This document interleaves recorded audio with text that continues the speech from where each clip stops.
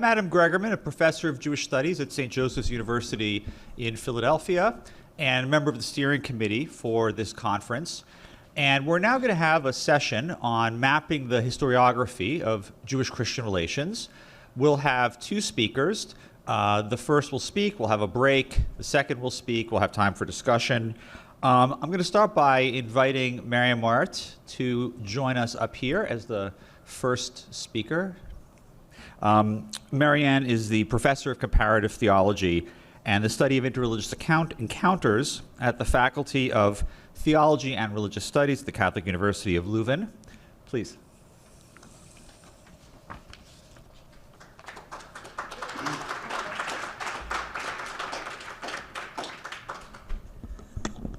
Good afternoon. I consider mapping to be an epistemic practice, one that produces, organizes, and legitimizes knowledge, which then becomes institutionalized and normalized in curricula, in research programs, as well as in official documents.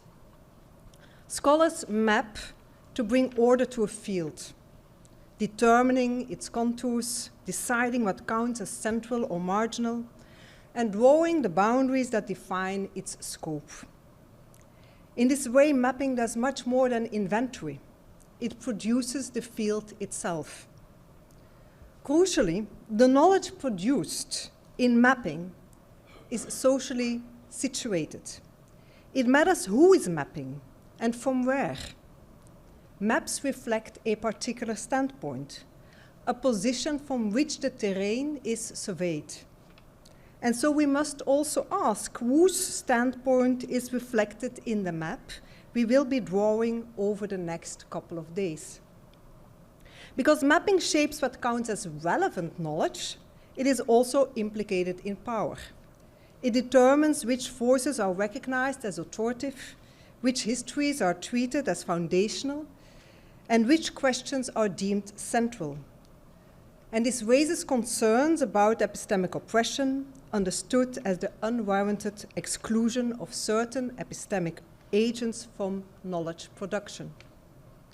Mapping must therefore also become counter-mapping, a practice attentive to absences, erasures, and marginalized voices. The exercise of mapping the field of Christian-Jewish relations should be, according to me, multidimensional. And I propose that we work around three axes: a historiographical axis, a geographical axis, and a normative programmatic axis. And these axes can be analytically distinguished, but they intersect and they shape one another. And throughout, conceptual questions arise. The historiographical axis asks how the field tells its own story. When did it come into being? What are its major turning points? Who are its protagonists? As we shall see, the official story of the study of Christian-Jewish relations is deeply entangled with how the history of Christian-Jewish relations itself is periodized and interpreted. The history of Christian-Jewish relations thus becomes the lens through which the field legitimizes itself. We can already begin to sense also the weight of the normative programmatic axis here. The geographical axis asks where the field is located and which regions it foregrounds. From where do we read history? Where are scholars producing knowledge and where do they direct their gaze? Which Christian-Jewish relations are deemed central and which are rendered peripheral? And from the perspective of counter-mapping, what falls off the map entirely? And what would the field of Christian-Jewish relations look like if it were mapped from another vantage point? The normative axis refers to the program that drives a field of research. It asks what is at stake, which burning questions the field seeks to investigate, which problems it aims to address, and which moral and political commitments shape its development. In other words, what is the field for? What are its aims? Normative presuppositions tend to remain implied or hidden behind seemingly descriptive claims. In the case of Christian-Jewish relations, however, this dimension may be somewhat easier to discern. Indeed, the programmatic content of the field is frequently stated explicitly, whether in terms of reconciliation, overcoming anti-Semitism, theological reform, or interreligious dialogue. The field does not hide its commitments, it announces them. And yet the normative axis does not stand apart from the other two axes. Normative commitments shape how the field narrates its own history and where it directs its geographical attention. These normative concerns determine which events are deemed decisive, which contexts are foregrounded, which questions are treated as urgent. Let's begin with the historiographical axis. The field of Christian-Jewish relations is often traced back to the 19th century, and more specifically to two scholarly movements. The first, the quest for the historical Jesus, the second, the Wissenschaft des Judentums, the scientific critical study of Judaism. For a long time, introductions to both movements tended to treat them as largely internal scholarly developments, paying little attention to their broader political context. Scholars, however, like Susanna Heschel and Hess, have questioned this picture. They argue that these intellectual movements simply cannot be understood apart from the wider social and political transformations of the 19th century. In what follows, I follow also this line of research. I want to sketch the political and socio-cultural milieu in which the field of Christian-Jewish relations emerged, and to show how political questions shaped the kinds of scholarly questions that were asked. So let's go to the 19th century. The 19th century was an age of nationalist fervor, colonial expansion, and Orientalism. Against this backdrop, questions of identity and origins, religious, racial, and national, were intensely debated.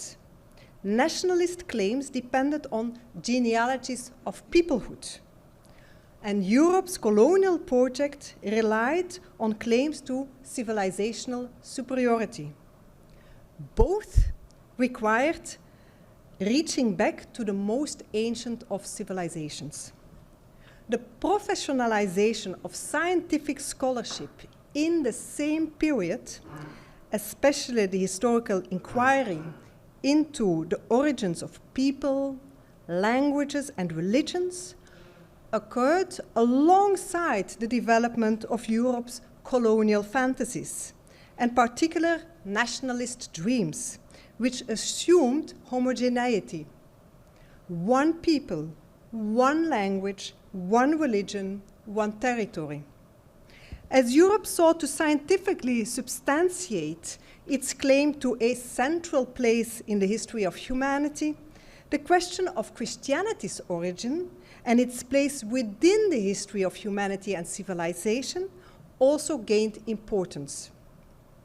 Now, interestingly, the scientific lens through which scholars took up these questions of genealogy and origins was comparative philology. Comparative philology promised not only to trace the genealogies of people, but also to reveal their essential character through the study of language. A key assumption underpinned comparative philology. To understand the nature of a people, you had to trace the genealogy of its language, and more specifically, of its grammar. Vocabularies may shift, people may migrate and mix, but grammar, it was believed, preserved the original identity of a people in all its purity. It is where a people's true essence could be found. Tracing the grammatical genealogies, philologists concluded that human civilization could be traced back to two ancient civilizations, to two ancient people, each with a distinct linguistic family and a distinct nature. The Aryan civilization, which was creative, inventive, politically dynamic, and I could go on, stood in sharp contrast to the Semitic civilization, portrayed as rigid, legalistic, and of course, backward. Although these classifications initially referred to linguistic relationships, they quickly became entangled with emerging racial theories. Long-standing anti-Jewish and anti-Muslim patterns of thought were projected onto the Semitic. And now, however, they wore the appearance of neutral, modern, secular scholarship. Next to the Aryan Semitic pair, the two big civilizations, many other languages, of course, existed too, spoken by so many other people. But they left, that was the argument in the 19th century, according to comparative philologists, no mark worth mentioning on the progress of human history. These genealogical hierarchies resonated within the broader European colonial imagination and shaped contemporary debates about the place of different people within modern European society. Against this background, the debate over the political emancipation of European Jews, known as the Jewish question, must be understood. The question was whether Jews were capable of being fully integrated into the modern nation states and whether they could be granted civil and political rights. The Jewish question, however, and importantly, did not emerge in isolation. The question of emancipation was the question of the 19th century. So much so that historian Holly Case can speak of an entire age of questions. At the height of colonial expansion and nationalism, Christian Europe turned many groups into questions. The Jewish question, the Muslim question, the native question, all problems of emancipation and civilization. And in the 19th century, many scholars treated these questions as entangled, not as separate issues running parallel tracks, but as deeply interconnected. This is why some scholars today suggest that the Jewish question should be read through the lens of colonial debates about subject populations, and that Judaism ought to be regarded as Europe's subaltern, its inner colony, or that the Muslim question should be read through the lens of the Jewish question. We will come back to this. At the time, however, 19th century, Christian scholars, for the most part Protestants, shared the 19th century genealogical and historical fervor. Applying historical critical methods to scripture, they believed it would be possible to reconstruct the origins of Christianity and to uncover the deeper, more original layers of meaning captured in the earliest sources. The quest for the historical Jesus played a central role in this reconstruction. But the comparative philological findings of the time, and especially the Aryan-Semitic binary, created some kind of a conundrum for the place of Christianity in Europe. On the one hand, Christianity had flourished in Europe, which traced its roots to Greco-Roman civilization and thus to Aryan languages and cultures, fluid, progressive, creative, inventive. But historically, Christianity was rooted in a Semitic tradition, the nature of which seemed, at the time, hardly reconcilable with the modern European project. And this raised unsettling questions for Christians. Did Christianity share in the supposedly rigid, tribal and backward nature of the Semitic people? Was Christianity somehow infected by Jewishness? And therefore, was it holding back Europe's progress? Many concluded that only the denial of Christianity's filial relationship to Judaism could save it, and could save Europe by extension from being tainted by Jewishness.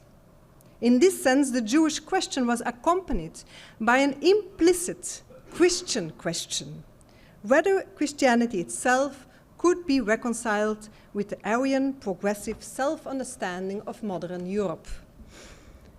In this intellectual and socio-political climate, the quest for the historical Jesus became one important scholarly arena in which European Christian scholars attempted to negotiate this tension between Christianity's Semitic origins and Europe's emerging self-understanding as Aryan.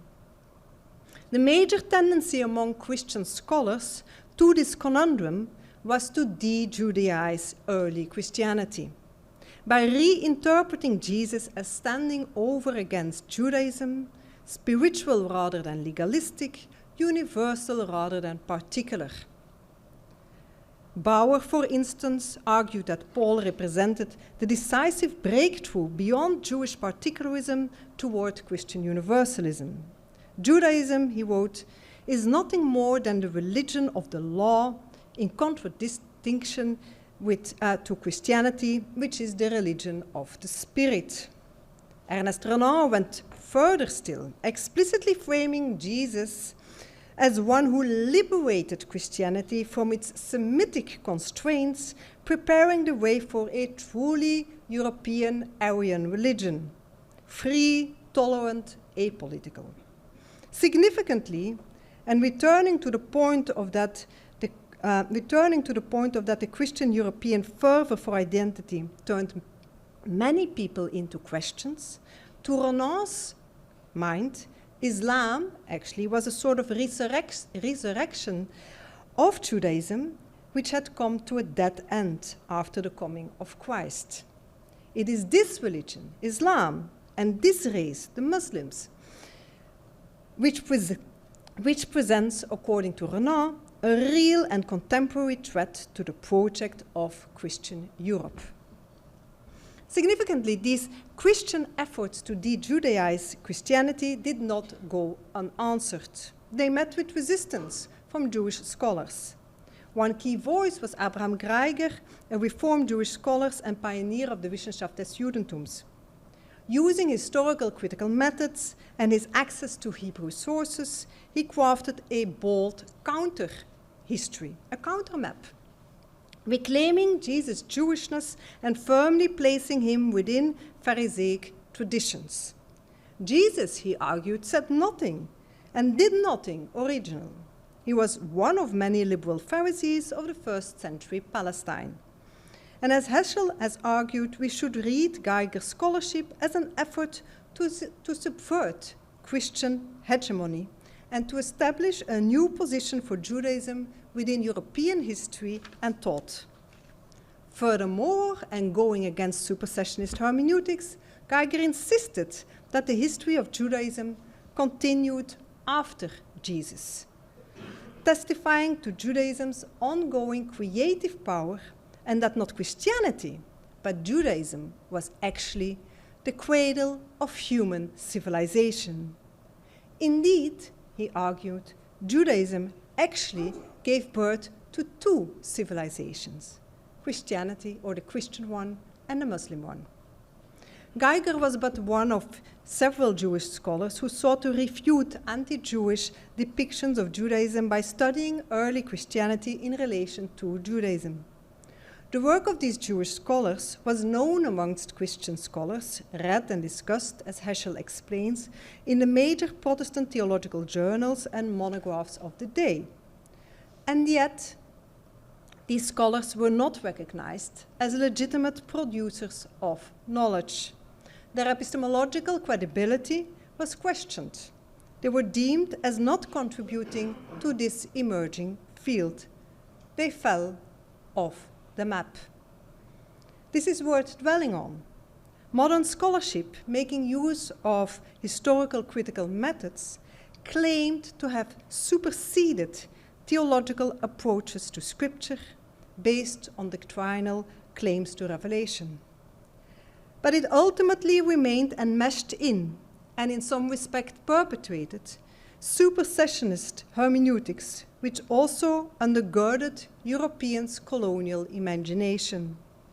The implication was that not only that Christians alone could uncover the deeper spiritual truths of Christian origins, it was that Jewish scholars were incapable of such understanding.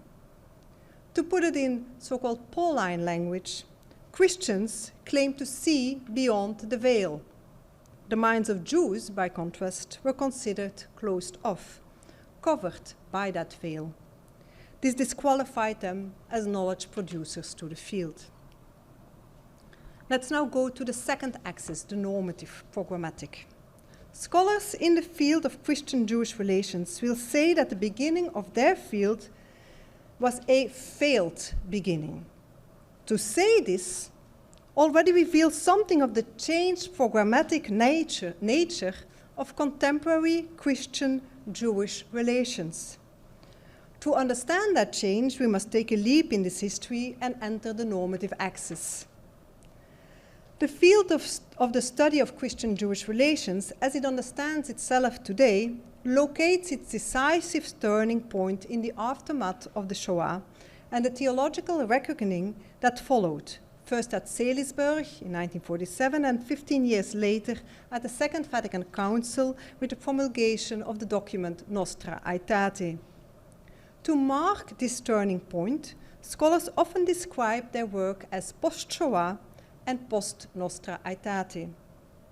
Here, post signals an attempt to take both responsibility for and move beyond earlier anti-Judaism and anti-Semitism.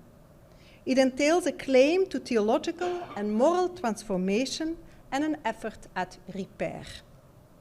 This normative commitment has translated in a threefold program. Re-Judaization, situating the Jesus movement firmly within its first century Jewish context, taking first and second century Jewish context, taking seriously the Jewishness of Jesus, his apostles, Paul. Second, historical reckoning, tracing the roots and contours of Christian anti-Jewish theology, and this is often periodized in 4 stages, from early Christian polemic through medieval marginalization to modern racial anti-Semitism culminating in the Shoah and culminating in the Shoah.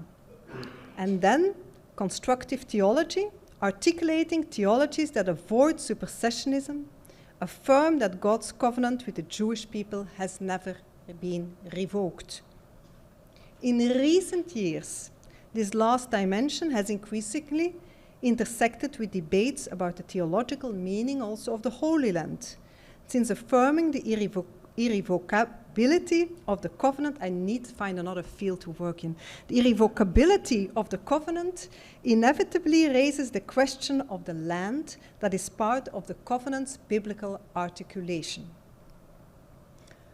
Many would agree that relations between Jews and Christians have generally changed.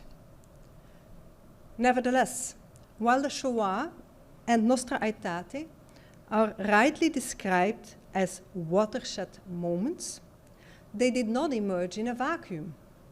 As John Connolly has shown in From Enemy to Brother, the groundwork for that theological reckoning was already prepared during the interbellum, by a small but significant group of Protestants and Catholics who raised their voice against the racist and anti-Semitic ideologies taking hold of Europe, albeit often struggling to also break with mainstream Christian theological anti-Jewish frames. Figures like Johannes Oosterreicher and Karel Thieme, James Parks, Dietrich von den Hildenbrand, broke new ground by emphasizing the Jewishness of Jesus, rejecting the idea of collective Jewish guilt for deicide, and arguing that anti-Semitism is irreconcilable with being Christian. Prior to the war, and even in the years immediately following it, they remained marginal voices, without the epistemic authority to make a broad impact. Yet their work would go on to shape Nostra Aetate decisively through the intervention of Jules Isaac, whose teaching of contempt, demonstrating how centuries of Christian theological contempt for Jews had created the cultural climate in which Nazi anti-Semitism could take root. Another figure was, of course, through Pope John Paul XXIII, who as a papal nuncio in Turkey had witnessed the plight of Jewish refugees firsthand, and who in 1959 had already removed the word perfidious from the Good Friday prayer for the Jews.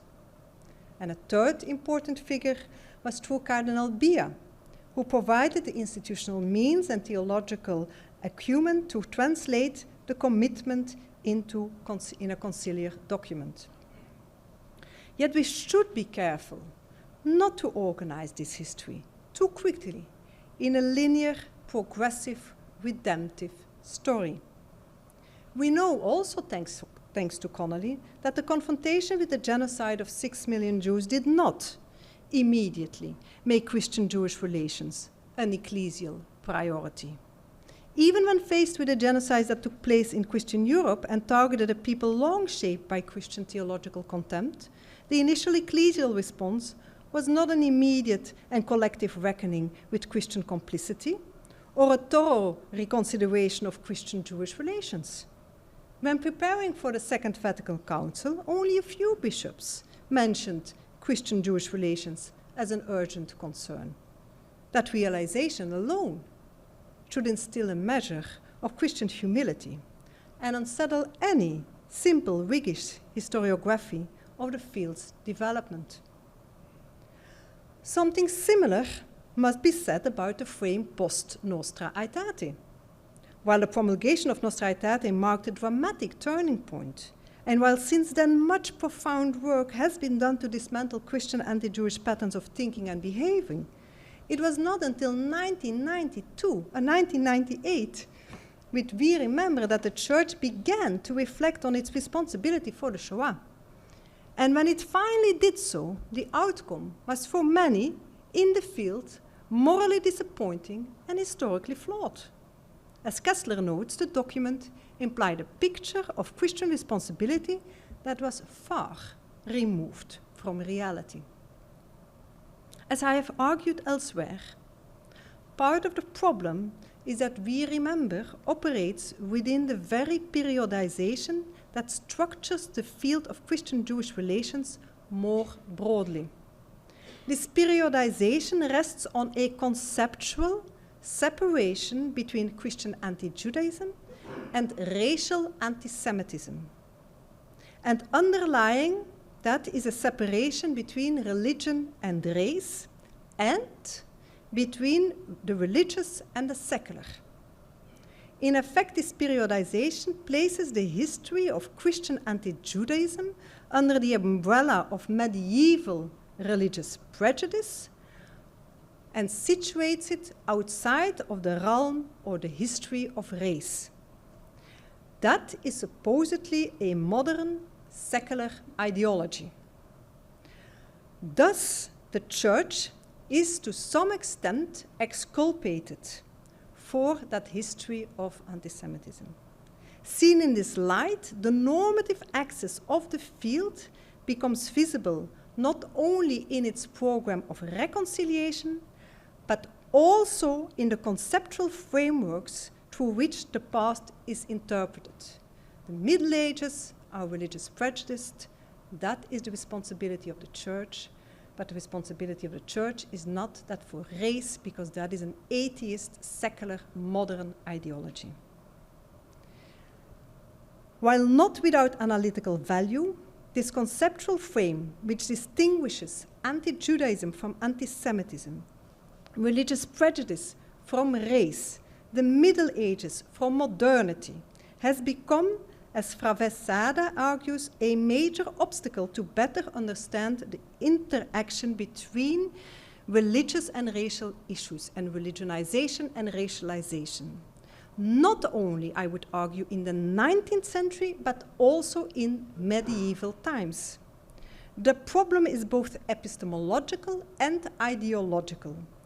Epistemologically, the sharp distinction between religious prejudice and racial hatred presupposes a clean separation between religion and race that historical record simply does not support anymore. Ideologically, it performs important normative work because it helps to protect or recover a sense of Christian innocence. Race is not a Christian problem. Christians may have been religiously prejudiced, the argument goes, but they were not racially inclined because all have been created by the same creator. Race entered the picture only when people turned away from God and embraced a secular or godless ideology. By making, the assumptions on which this divide rests have been thoroughly and convincingly challenged in the past few decades. Geraldine Heng's groundbreaking work on medieval race has shown that race as a category of difference, organizing bodies, communities, and hierarchies of humanity, was operative long before the modern period and was deeply entangled with Christian theological categories. Critical race philosophers like Bernasconi and Topolsky have traced how racial thinking was produced within and not simply against religious frameworks. Critical religion scholars like Assad have questioned the very notion of religion as a stable, bounded category separate from politics, from race, and from power. And critical secularism scholars like Janssen and Anijar have shown how the secular itself functions as a covertly Christian and racial formation. With a few exceptions, these fields, however, tend not to be the most natural conversation partners in the field of Christian-Jewish relations. They fall off the map. This needs to change, lest the normative ecclesiological framework continue to dominate our scholarly work and foreclose the kinds of critical questions that a power-sensitive mapping of the field demands. From where do we read? The geographical axis of Christian-Jewish relations. The axes we have been tracing are not independent from one another. The historiographical axis and the normative program of the field also produce a particular geographical imagination. And that geographical imagination, in turn, reinforces the normative and historiographical framings we have already begun to question. It is in the geographical axis that I think several problems identified above culminate most visibly and most concretely. The Shoah looms large over the contemporary study of Christian-Jewish relations, shaping not only its historical and theological project, but also its geographical imagination. The massive destruction of European Jewry has become the spatial and historical center from which the field unfolds, with Europe functioning as both its primary epistemic location and its primary object of study. By making the Shoah the pivot, Europe largely becomes the geographical center for the study of Christian-Jewish relations. This pertains both to the region under scrutiny and to the location of the scholars working in this field. They are mostly European, and following Shoat and Stam, by European, I refer not only to Europe per se, but also to neo-Europeans of the Americas and Australia. For the most part, the history of Christian-Jewish relations is studied as the history of Christian anti-Semitism, which is largely narrated as Europe's history. Thus, Europe becomes both the epistemic center of the field and its primary object of study, with the history of Christian anti-Judaism and modern anti-Semitism functioning as its structuring lens. This Eurocentric lens tends to reduce Jewish Christian history to a historia lacrimosa. The longue durée of Christian-Jewish relations comes to be narrated as a progressive intensification of persecution culminating in genocide.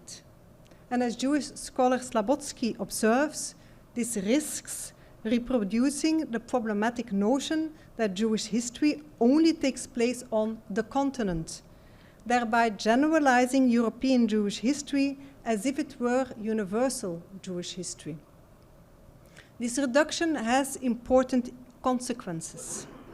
First, it renders the many histories of Christian-Jewish encounters that unfolded outside of Europe, shaped sometimes by different and historical dynamics and configurations of power. Scholarship has shown that Jews and Christians met across a far wider geography in the Middle East, India, Ethiopia, Central Asia, and often under very different conditions. In some contexts, Jews and Christians interacted as co-minorities navigating shared subordination. In others, Jewish communities possessed forms of political and military autonomy that configured relations quite differently from the European pattern of marginalization and exclusion. Widening the geographical scope also reveals far greater internal religious plurality within both communities. In the regions mentioned above, one finds multiple Jewish traditions, Rabbanites, Karaites, Messianic movements like Isariya, alongside diverse Christian communities like the Copts, West and East Syriac Christians, Melkites, the Maronites. Much of the scholarship documenting these encounters have developed in adjacent fields. Think, for example, of Middle Eastern studies. But its insights are not always fully integrated in the study of Christian-Jewish relations. I assume this marginalization is partly the consequence of the field's normative narrative, which centers the European trajectory from anti-Semitism to post-Shoah repentance and reconciliation. Histories that do not quite fit to this redemptive arc remain difficult to place within the dominant framework. A second problem of this reduction is that it tends to approach the global south through the European template of contrition and reconciliation, rather than engaging its theological reflections on its own terms. The prevailing assumption seems to be that because anti-Jewish patterns of thinking have long structured the cultural archive of Christian tradition, the lessons learned from the European experience must be extrapolated to the global church. This assumption is not without its foundation. Colonizers frequently legitimized their enterprises through anti-Jewish replacement and displacement theologies, exported alongside missionary Christianity. And of course, this legacy must be reckoned with. Nevertheless, there is a tendency to approach Global South theologies as primarily deficient, as not yet having internalized the lessons of Auschwitz. That lens is problematic. We must take into account that the history of anti-Semitism and the persecution of Jews has not functioned as the pivotal historical experience in many Global South contexts. The European history of anti-Semitism is not in the same way their history. Furthermore, theologians there bring their own local and contextual histories of colonial violence, dictatorship, poverty, and religious plurality to their reading of Scripture. While theological education should indeed seek to root out anti-Jewish interpretations, precisely because of the harm done, it would be problematic to approach Global South theologies primarily as deficient or in need of correction. To do so would risk reproducing the very supersessionist and colonial hermeneutic that the field now seeks to overcome. A logic in which some are positioned as bearers of proper theological knowledge, lifting the veil from others who are presumed not to see so clearly. As Kwok-Pobulan says, furthermore, it is also not the case that Jewish-Christian dialogue, as initiated in the second half of the 20th century, is absent from the Global South. She refers to dialogues that have taken place in Asia, in Africa, in Latin America. However, these initiatives often do not feature in mainstream maps of the field. When dialogue is discussed as part of Christian-Jewish relations, the focus tends to remain on Europe and North America. This reinforces the finding that Global South scholars are mainly approached through the lens of deficiency, in need of having their veil lifted. Kwok-Pu-Laan furthermore reminds us that one lesson Europe can, in fact, learn from Global South Jewish-Christian dialogue is to go beyond the liberal tendency of separating religious dialogue from the social and political milieu in which dialogue takes place. These two consequences point, however, to a deeper structural problem. As long as the field remains organized around Europe as its epistemic center, anti-Semitism tends to appear as an internally European development, tragic and violent, yet ultimately contained within Europeans' own theological and political history. The problem then appears as Europe's internal failure followed by Europe's repentance. The history of Christian-Jewish relations is then treated as unique and separated from other histories of exclusion and oppression. This frame, however, makes it difficult to see the connections between the marginalization of Jews within Europe and the subjugation of colonized people beyond it. It obscures the entangled processes through which people were turned into questions. Scholars writing from other epistemic locations, particularly from the Americas, have therefore begun to challenge this European-centered framing. One way of doing so is through what might be called a form of counter-mapping, a reorientation of the historical and geographical coordinates through which Christian-Jewish relations are typically understood. Rather than taking Europe as a center from which the story of anti-Semitism unfolds, these scholars withdraw the map by situating European developments within a wider history of colonial formation and colonial expansion and racial formation. They take a decolonial approach which starts from the Americas rather than from Europe. A decolonial perspective associated with the modernity coloniality framework traces the origins of modernity not to the 19th century, where we began our history, but to the 16th century. The year 1492 is here a symbolic hinge.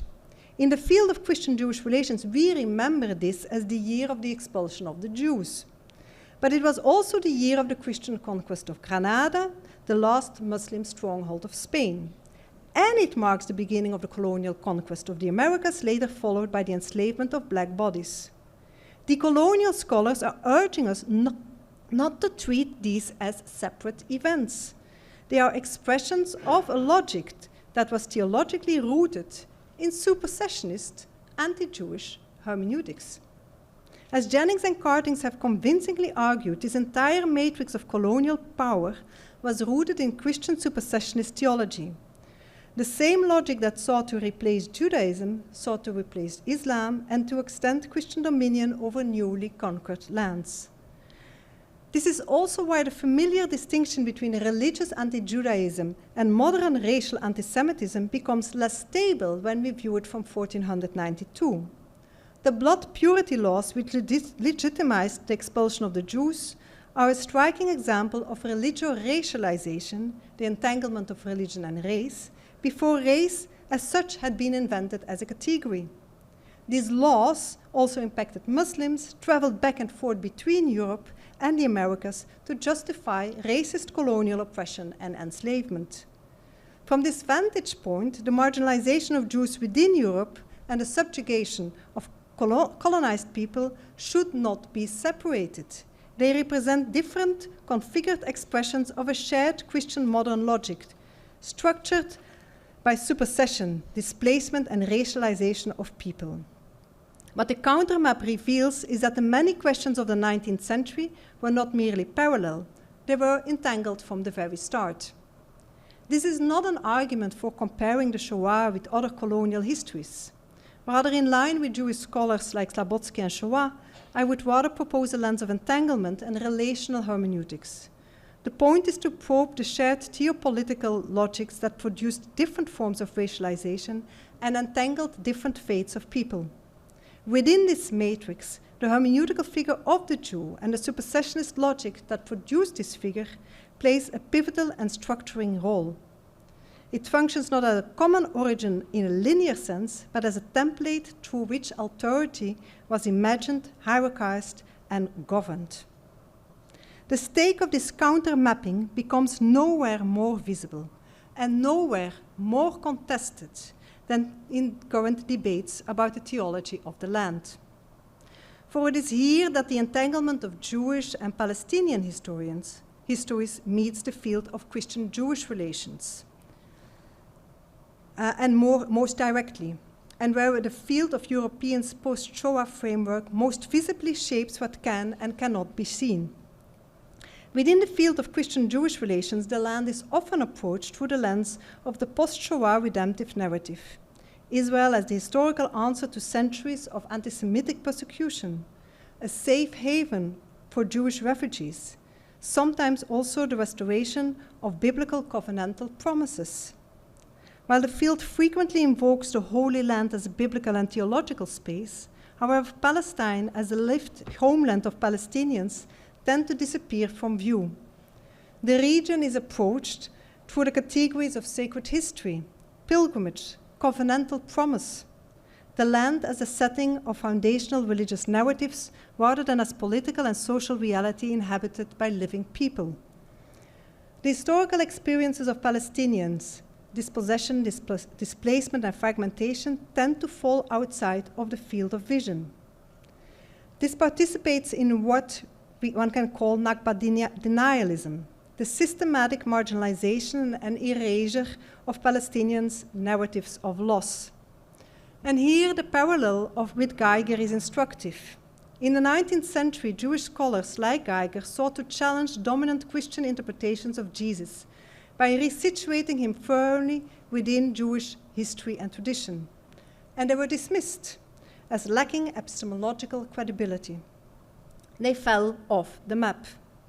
Today, Palestinian Christian theologians are seeking to reclaim Jesus as a Palestinian Jew, living under Roman imperial domination, emphasizing the political and historical context of his life. Such attempts to re-Palestinize Jesus tend likewise to be dismissed as politically motivated or even as anti-Semitic. Their voices also fall from the map of Christian-Jewish studies. In both cases, the epistemic credibility of these voices is lowered. And in both cases, the result is similar. Rarely do these scholars appear as recognized interlocutors of this field. They are spoken about, but not spoken with. When theological voices emerging from colonized or marginalized contexts are evaluated primarily through categories developed within European intellectual traditions, their perspectives risk being dismissed before they can be engaged on their own terms. The language of combating anti-Semitism can inadvertently reinforce existing epistemic inequalities. Palestinians then occupy a paradoxical position, deeply affected by the historical consequences of European Christian-Jewish relations, yet largely absent from the conversations in the field of Christian-Jewish studies that seek to interpret those histories. My analysis has shown that the field of Christian-Jewish relations is structured by a European post-Shoah redemptive narrative. This narrative shapes how the field tells its own history, what geography it sees, which normative program it foregrounds, and which voices it recognizes as legitimate. But maps do more than describe. They produce a terrain they claim to present. They draw boundaries. They decide who counts as legitimate interlocutor in the conversation between Christians and Jews and who falls from the map. As long as the field remains organized around Europe as its epistemic center, anti-Semitism appears as an internally European failure, followed by European repentance and reconciliation. This framing makes it difficult to see the connections between the marginalization of Jews within Europe and the subjugation of colonized people beyond it. It also makes it difficult to hear the theological voices Jewish voices who have sought to contribute to this conversation and been turned away. Counter-mapping the field of Christian-Jewish relations, therefore, means more than adding new regions to the map. It means rethinking the coordinates from which we survey the terrain: historical, geographical, and normative. It means asking, again, whose standpoint is reflected in the map that we are drawing. That is the question I want to leave you with. Thank you.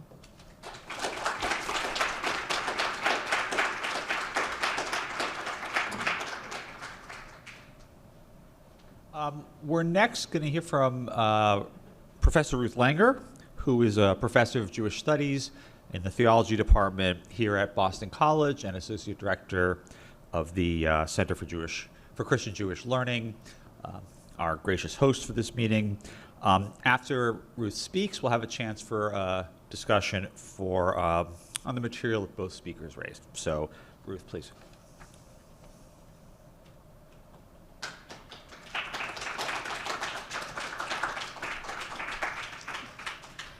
Good afternoon, and I guess rather than thanking the organizers so much, I should just say welcome to Boston College. Several decades ago, in scrolling through hundreds of microfilms of medieval Jewish liturgical manuscripts for another project, censored words, phrases, and even whole prayers began to jump out at me. These resulted from Christian requirements that Jews eliminate any anti-Christian sentiments from their written prayers. While the existence of this censorship was no secret, its actual liturgical impact had never been carefully studied. Tracing the details of this censorship led to a book and a still growing list of articles on different Jewish anti-Christian prayers. My work to understand the history of these prayers, the evolving texts and the discourse around them, and the questions that arise as Jews today debate restoring original texts, is the vantage point from which I set forth a mapping of the Jewish historiography of Christian-Jewish relations. Now, why a Jewish historiography? And what do I mean by this? The mandate for this talk was so broad in scope, the historical study of Christian-Jewish relations from soup to nuts, that a coherent discussion needed to focus on a subset of the possible. Thus, I've chosen to consider the work of historians who write from some positionality within their contemporary Jewish community, seeking to contribute to its self-understanding. This means, obviously, that this analysis is not directly incorporating the substantial contributions of Christian scholars, either those writing from an explicitly confessional Christian perspective, or even the significant numbers simply driven by the desire to participate in scientific or wissenschaftliche work. I'm also excluding, for the most part, the work of Jewish historians whose work focuses on understanding Christian anti-Judaism, i.e., Jewish contributions to Christian history. I'm also working on the premise that understanding and contributing to dialogue between Christians and Jews requires some participation in that dialogue. These distinctions are somewhat artificial, but as I will demonstrate, not entirely so. This allows me, I hope, to avoid boring you with a purely bibliographic review. So we will be looking at Jewish-generated contributions to the history of Christian-Jewish relations, trying to discern the nature of their contributions to the dialogue itself. How has this field and Jewish participation in it been evolving? My own vantage point is not that of a disinterested wissenschaftliche historian, though that is indeed how I was trained. Rather, my professional career has been spent here in a Catholic theology department that values engaged scholarship. While I personally get a high from mucking around with manuscripts, discovering small details that give us historical insights into the reality of medieval Jewish prayer life, my work on prayers affected by censorship answers the call for a more engaged, impactful scholarship. The texts of Jewish anti-Christian prayers arose in specific historical circumstances, sometimes ones that we can discern quite precisely, like in poetry and prayers responding to the Crusades, and sometimes in circumstances of accumulations of circumstances that remain obscure. Historians, of course, have a mandate to chip away at that obscurity within the limits of what remains discoverable. But what should their attitude to this material be? What becomes responsible scholarship? I want to suggest that Jewish historians addressing issues of Christian-Jewish relations can and even should contribute to the process of self-criticism. Our Christian colleagues, particularly in the Catholic world, but not exclusively, have been identifying and evaluating the roots and history of Christian anti-Judaism for decades, seeking to eradicate its poison in the contemporary world. This is a complex, as we've already been hearing, and an ongoing project, both in terms of the history and, as we shall see in our world today, in terms of the goal of transforming hearts and minds. That work of transformation cannot be achieved by Christian scholarship alone. It requires more from Jewish dialogue partners than just appreciation and cheering from the sidelines. The message of unmitigated Christian guilt and total Jewish virtue is false, even dangerous, and fails to motivate the ongoing and difficult work of repair. Christian anti-Judaism has been devastating to Jews because it was accompanied by political and social power. But in a world where Jews today have collective political power in Israel and are players in the greater world, examination of Jewish teachings is equally morally necessary. Jewish historians have a responsibility to examine and call out Judaism's traditions of anti-Christianity, particularly where they continue to shape contemporary attitudes and discourse. The vast majority of Jewish contributions to the history of Christian-Jewish relations have focused on Christian treatment of and thinking about Jews. This is certainly justified by the imbalance in numbers and in power between these communities. The realities of Jewish victimization by Christians over the centuries does constitute the larger story. But in the context of building a new relationship between Jews and Christians, this almost exclusive focus on Christian wrongdoing begins to look like accusatory finger-pointing. Jews' own thinking about Christians, negative Jewish responses to their own victimhood, and the consequent Jewish anti-Christian reflexes and teachings have, for the most part, been understudied or addressed apologetically. So I'm going to seek to understand this dynamic and will suggest that the 21st century historical study of relations between Jews and Christians needs to deal even more critically with the Jewish side of the relationship as well as the Christian. A mapping of how Christians are treated in Jewish historical writing must begin with the circumstances under which Jews began to write history at all. Although some biblical books chronicle events, writing history remained extremely rare among late antique Jews. This is especially true of rabbinic culture. In contrast to Hellenistic Jews like Josephus, who participated in the narrative traditions of the Greco-Roman world, rabbinic texts alluding to historical events are so nonspecific that attempts to correlate them with known chronologies are generally misguided.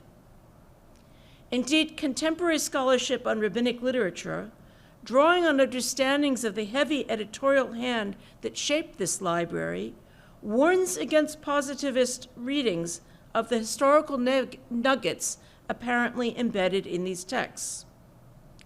An early medieval text like the Toldot Yeshu, literally the history of Jesus, draws deeply on narratives found in the Babylonian Talmud, and makes no pretense of being historical.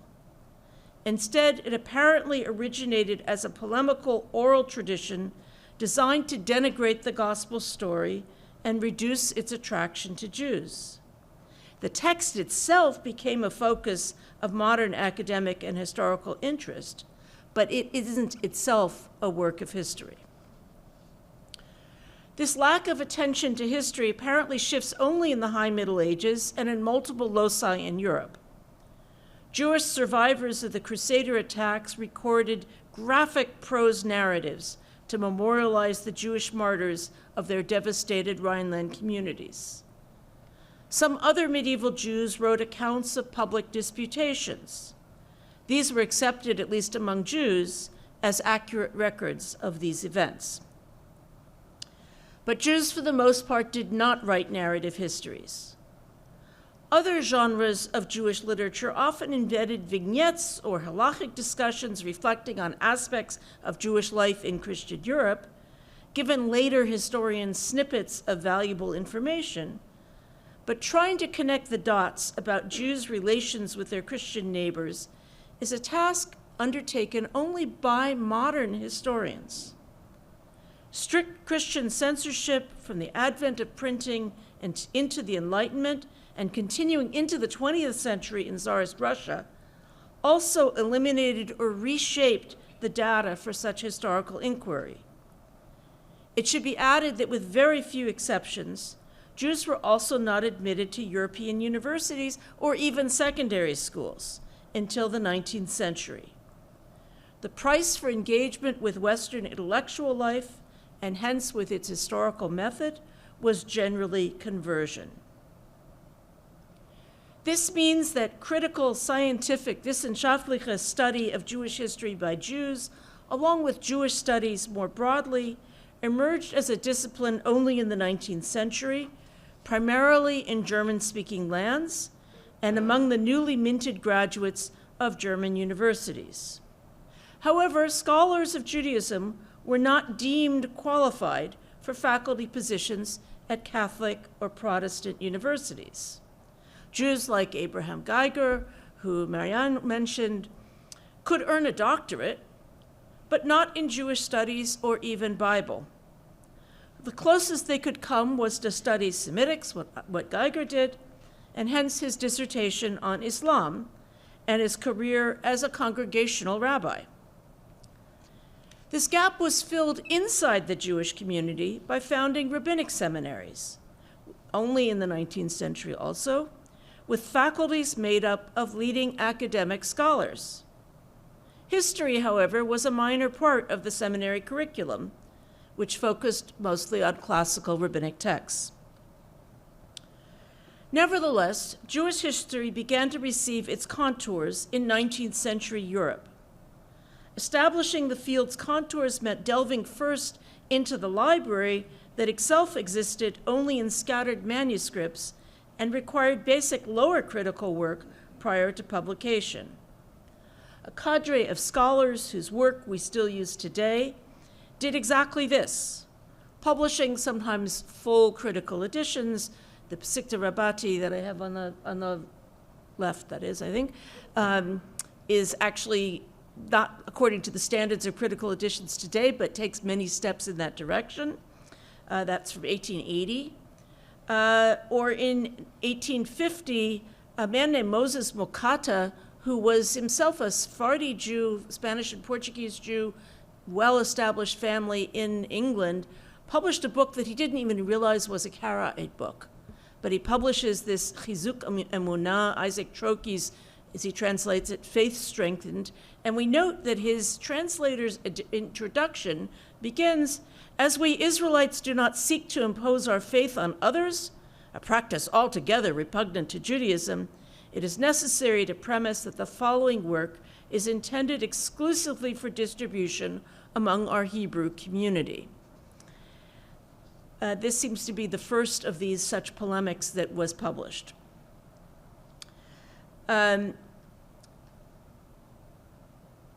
So anyway, these works and this combination of rabbinic texts and some later things begins to enable better collection of historical data and the construction of historical narratives. Now, this process begins in the 1820s, even before these texts start emerging, with the publications of Isaac Marcus Jost.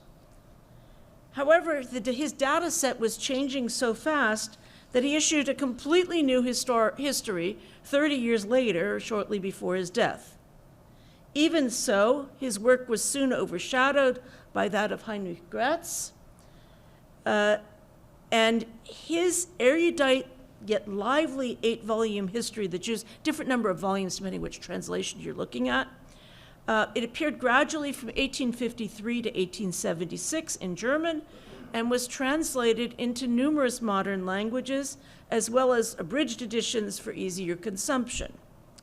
David N. Myers writes that this was arguably the most important work of Jewish scholarship published in the 19th century.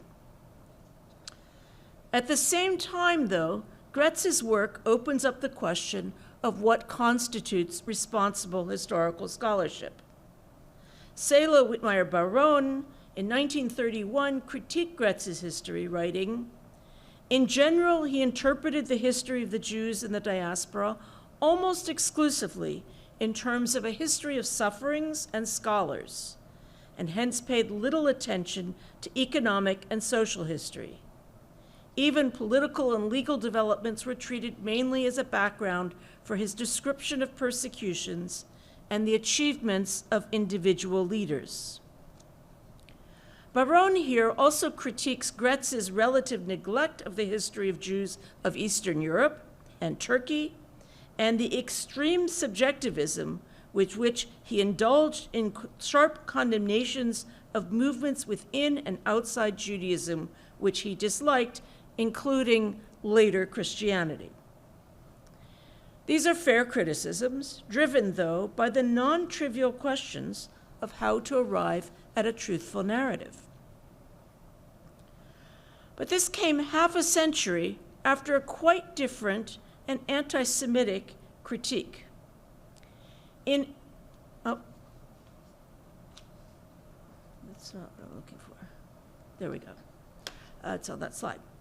In 1880, the German professor and politician, Heinrich von Treitschke, pointed to Gretz's history as an example of the harmful presence of Jews in German society, accusing Jews of holding a fanatical fury and deadly hatred against the hereditary enemy Christianity, which is directed precisely against the purest and most powerful representatives of the Germanic spirit, from Luther down to Goethe and Fichte.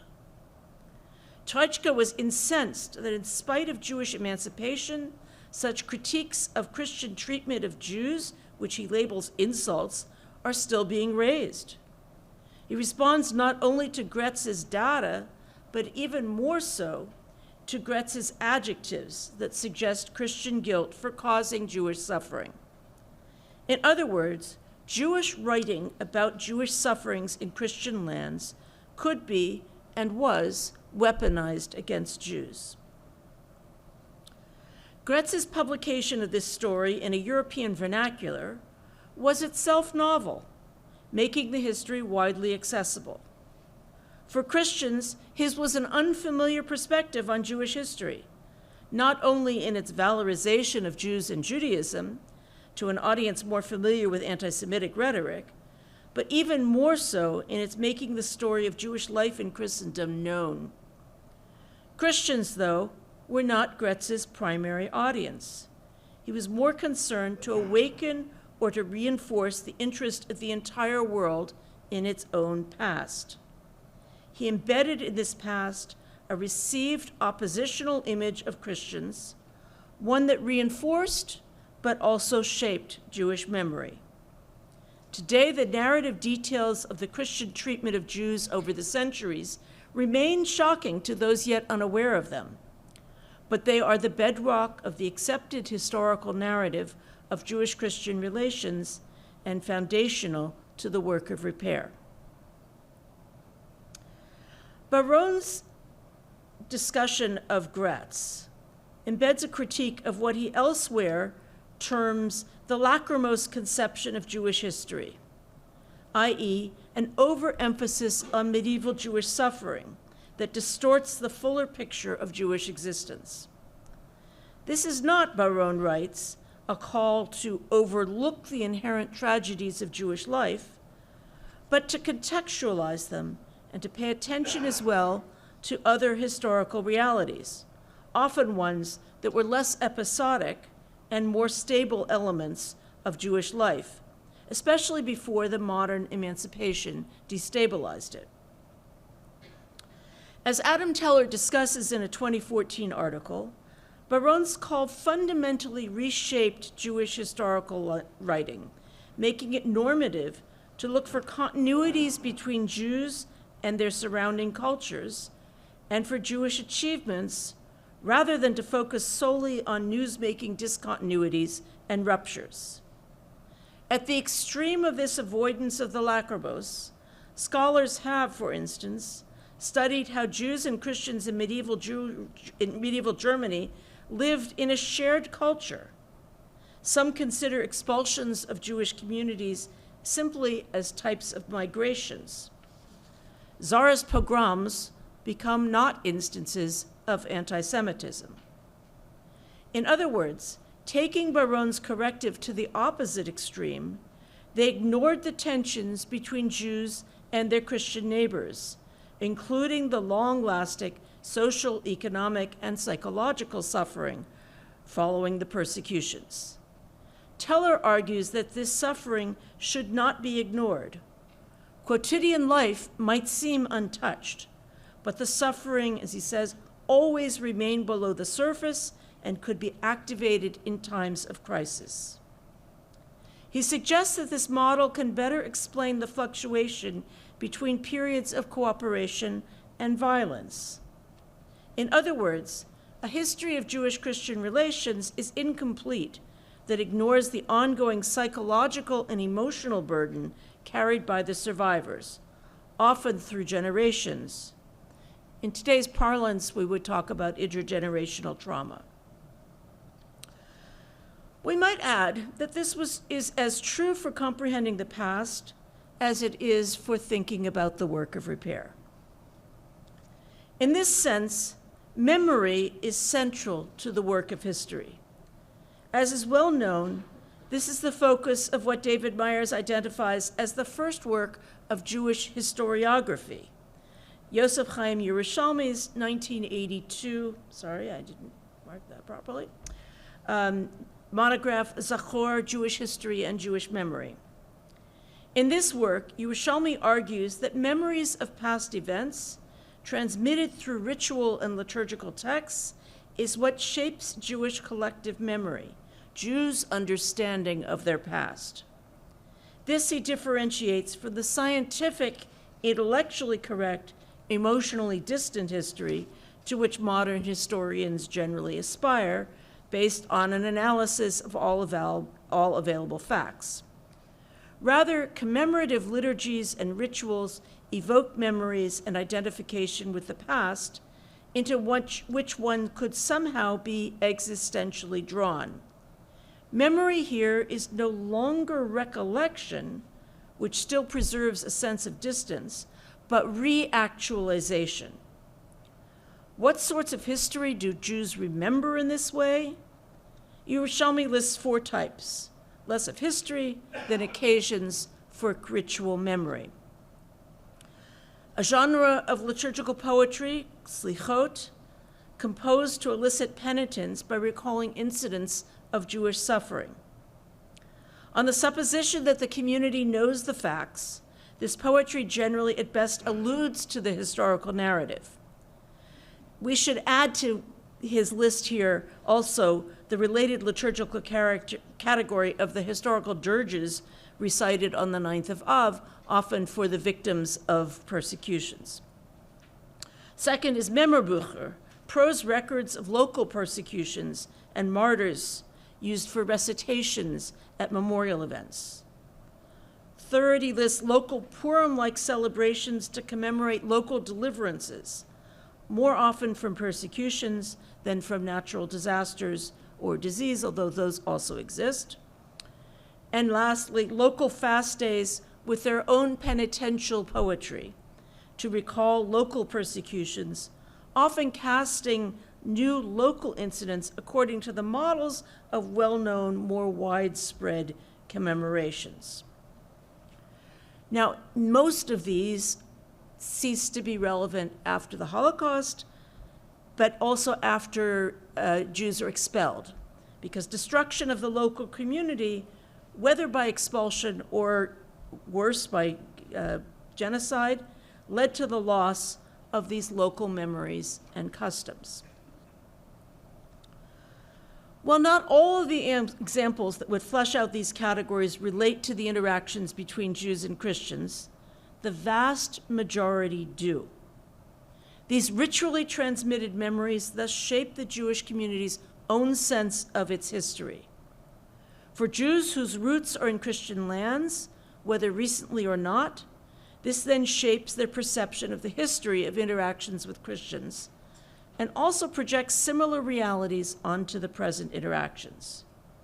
Yerushalmi and slightly differently Teller remind us that a good history not only discusses documentable events, it also addresses the impact of these events, how they are remembered, and how these memories shape human comprehension of the subsequent events. Yerushalmi concludes his volume claiming that historiography is nowhere near as influential as literature and ideology in shaping communal conceptions of the past. Even with this, Jews across the spectrum, he says, continue to find history itself irrelevant, either because for traditional Jews, the past is always contemporaneous, or for modern Jews, because so much has changed that the past is no longer relevant. Nevertheless, my task here is to address historiography where it does carry influence. It might seem, in general, somewhat fallacious to distinguish between works produced by Jews and by Christians. Wissenschaft traditions, after all, would argue that the positionality of the scholar makes little difference. However, Yerushalmi's insights combined with the insights of postmodernism would argue that pure objectivity is impossible. Scholars and their scholarship are inevitably influenced by both internal and external factors. Pure objectivity simply doesn't exist. All scholarly choices and insights are driven at some level by the scholar's own agenda and concerns, and this is part of Marianne's critique also, very much so, and these include these received communal memories. We see an obvious example of the impact of such positionality when comparing Holocaust museums. Many present the same objects and facts, but the presentation, the emotional impact of the exhibits, the memories they construct, vary by the primary community the museum's message addresses. Museums in Berlin or Dachau addressed to Germans teach differently than the Polish Museum at Auschwitz or Yad Vashem in Jerusalem, both addressed to victims, the former in a broader swath, or finally, or to the United States Holocaust Memorial Museum with its American sort of third-party audience. So too, histories of the Jewish-Christian encounter are shaped by their author and even their primary intended audiences. Thus, although Jewish and Christian scholars writing about the history of Christian-Jewish relations know and rely upon each other's work, forming a single community of scholarship in many important ways, there is good reason to analyze their work separately. I'm now going to then, therefore, turn to focus on scholarship generated by Jews about the Jewish-Christian relationship. Within this, there are several subcategories of historical scholarship that need to be named. The first are more tools for historiographical writing. The publication, most often from manuscript, but often also translated into modern languages, of relevant texts. Not only does this place primary data in the historian's hands, but the scholarly introductions and commentaries often accompanying such work are important contributions to the field. We can think, for example, in this category of David Berger's 1979 publication of the Sefer Nitzachon Vetus in his The Jewish-Christian Debate in the Middle Ages, or another example, Daniel Lasker and Stara Strumser's 1996, The Polemic of Nestor the Priest. Related to this category are works that collect and anthologize categories of text, like Amnon Linder's 1997 Jews and the Legal Sources of the Early Middle Ages, a book which is superseded now by a website, but the website doesn't have it in English. One might also include here the work of Heinz Schreckenberg, who is a German Christian, admittedly, who created an exhaustive 3-volume annotated bibliography, about this much shelf space, primarily of Christian adversus Judaeus texts, but with the last section of each chapter listing Jewish polemical works as well. His The Jew and Christian Art is similarly encyclopedic. And as we can guess, our age of digitalization radically transforms the possibilities of this work, both in the accessibility of materials from anywhere in the world, and also through the development of searchable databases, OCR, even of manuscripts, and translation software.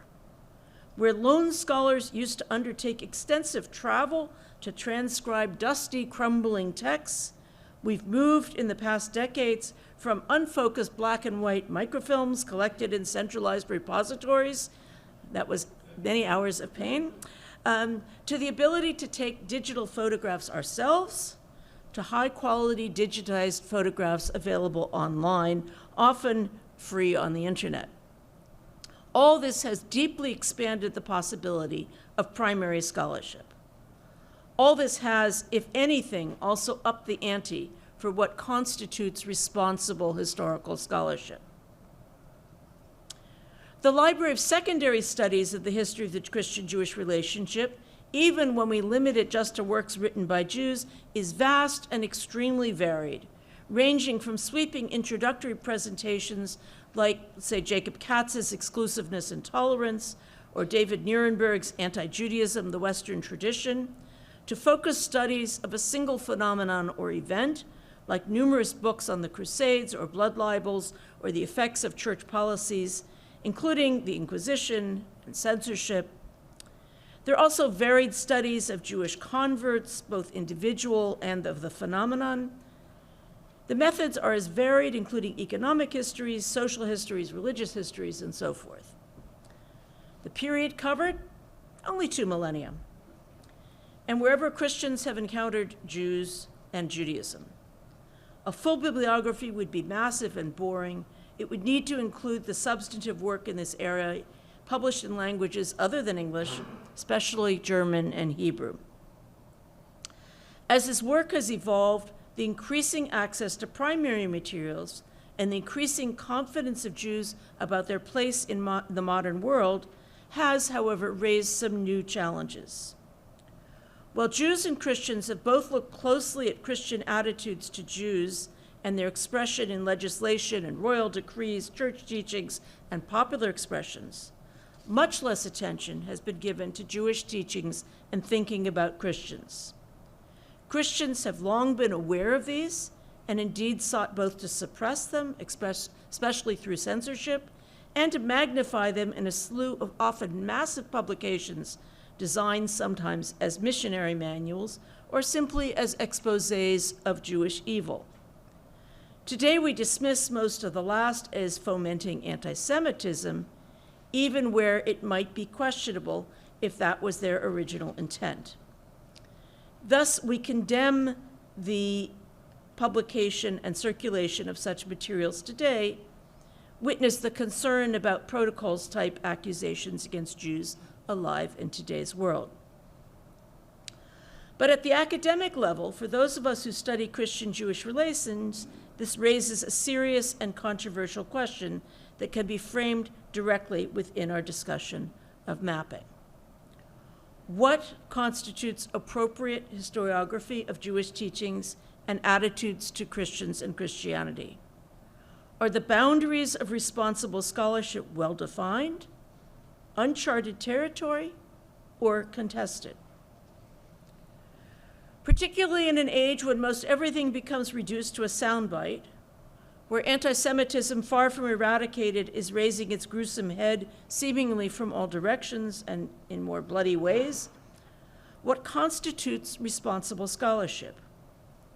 On the one hand, in our post-Holocaust age, Christian historians and their churches have engaged in serious self-critical and often painful thinking about their horrible legacy of thinking about and treatment of Jews. For most, very little, if anything, has been beyond consideration. This self-critical search for knowledge has contributed enormously to the work of repairing the Christian-Jewish relationship. But our Christian dialogue partners not infrequently wonder whether Jews might undertake equivalent difficult work about their own tradition. Many Jews worry that such self-critical work endangers their community. They worry that data that places Jews in a bad light, data that has been submerged by censorship and time, difficult texts and traditions, and analyses of this data, even if demonstrably factually true, will endanger today's Jews and feed anti-Semitism. We can trust our dialogue partners, but can we trust the larger world? Jewish scholars have taken a variety of approaches towards dealing with their difficult traditions. Some texts have been published, but just in their original language, limiting their audience and hence their value for the repair of relations. Some Jewish scholars have taken a variety of approaches towards dealing with difficult traditions. A method that contributes more to the work of repair, applies to a similar rigorous scholarly methodology to the text's own publication, but adds a detailed explanatory commentary and introduction that contextualizes the history and its contents within their historical setting and their reception history. David Berger's The Jewish-Christian Debate in the High Middle Ages about a high medieval Jewish polemic is a prime example I already mentioned. It has been previously published, though, in the anti-Semite Christoph Wagenseil's Tel Igne Setane. Berger's translation now makes the text fully accessible, but the volume also includes a critical edition of the Hebrew original. His explanatory commentary and excurses rival the length of the original text, addressing the history and the meaning of each argument. He adds a substantial introduction that contextualizes his work within the history of Jewish-Christian polemics, suggesting how it should be understood. It is, to quote, Jewish disputation in its most aggressive mode and in an exceptionally vigorous style that is not especially scrupulous about overstepping the bounds of civility, he says. Consequently, the volume received positive reviews for its contributions to our understandings of Jewish life and the Jewish relationship to high medieval Christianity. In other words, this is a model of responsible scholarship. Similarly, there are many more secondary works, drawing on published and unpublished primary data, analyzing it, and proposing historical insights. Many of these, too many to name here, are uncontroversial and important scholarly contributions. I would say this is where I have tried to position my own work. In contrast, some scholarship slides into questionable territory. The most famous example is Ariel Toav's 2007 Italian language, and apologize for my translation, Pasqua di Sangue, translated as Bloody Passovers, the Jews of Europe, and Ritual Murders, which was met with strident criticism.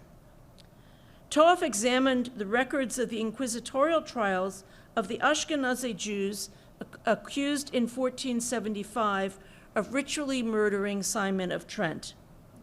he combined that evidence with studies of the use of blood in popular Ashkenazi folk medicine.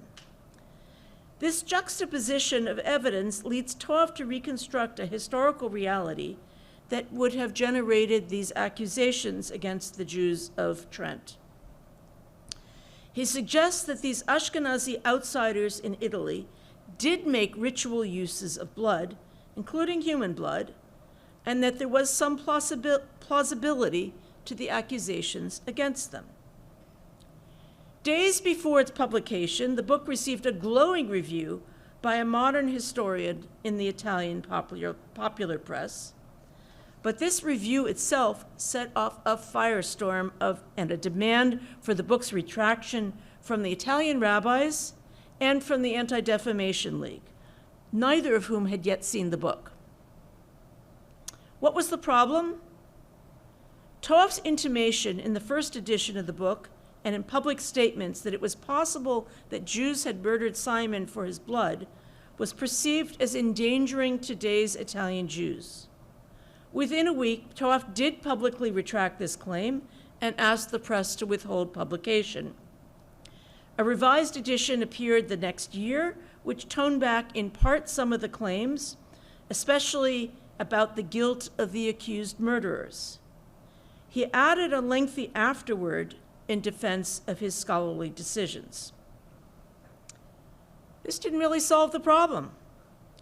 The 2008 volume was never translated, to my knowledge, but the original one was, into rather poor English and under both translators under a pseudonym.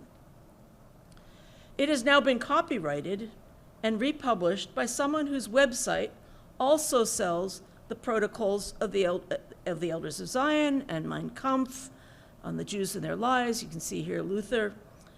Indeed, exactly such a concern about giving fuel to anti-Semites seemed to have led to the Italian community's pre-publication condemnation of the book. Ivan Marcus, in his 2024 volume, How the West Became Anti-Semitic, includes chapters on each of the major categories of Jewish actions, supposed or real, that generated Christian anti-Semitism. In this, he belongs firmly in the category of self-critical historiography. His 96-page bibliography is encyclopedic. If you want to know what the bibliography is of Jewish-Christian relations, go there. But it's half the length of his main text. I mean, it's huge.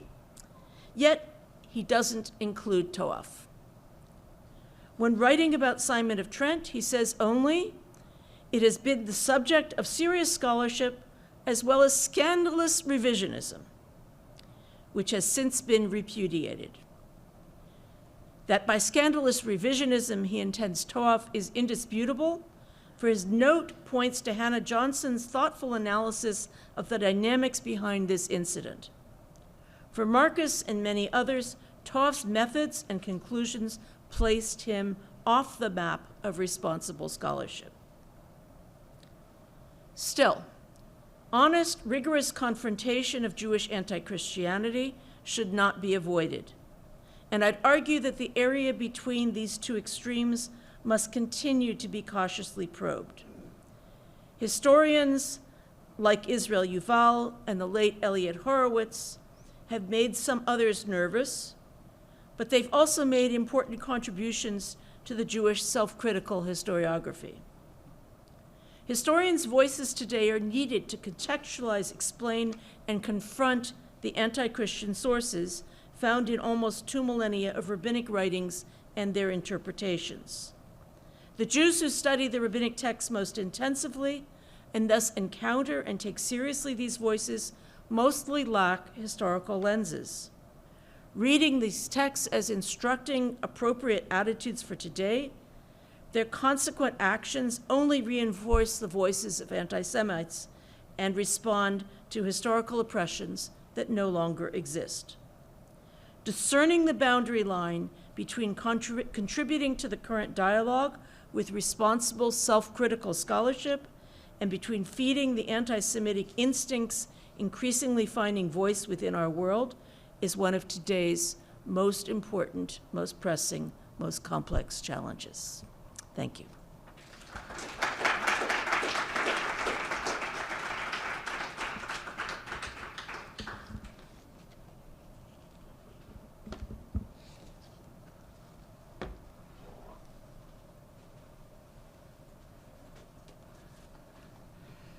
Great. Ruth, thank you, and thanks to both of you.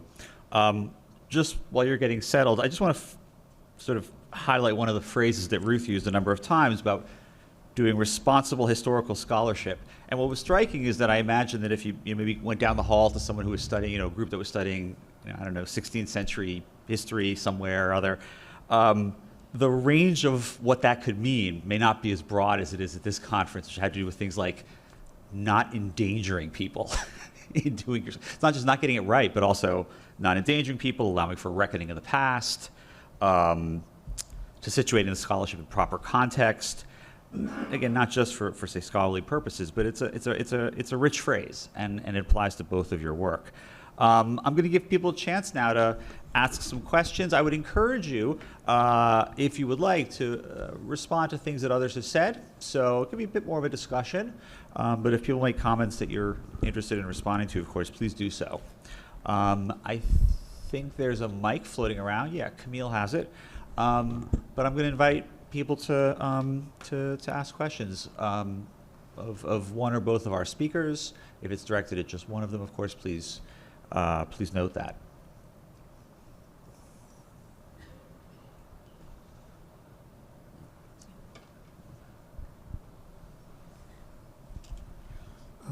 Peter Oakes, thank you both so much. I have a practical question. You hear me? Yeah. So? Do you hear me now? Yeah. Yes. What are the practical consequences that might emerge from both of your work? Or if a group like this continues this kind of work, that is, does it call for action or engagement or institutional relations outside of the scholarship itself? Are you repairing aspects of our social life? I assume you're going to say initially no, you're writing, but the force of both of your presentations suggests that either you or your students may ask the question I asked.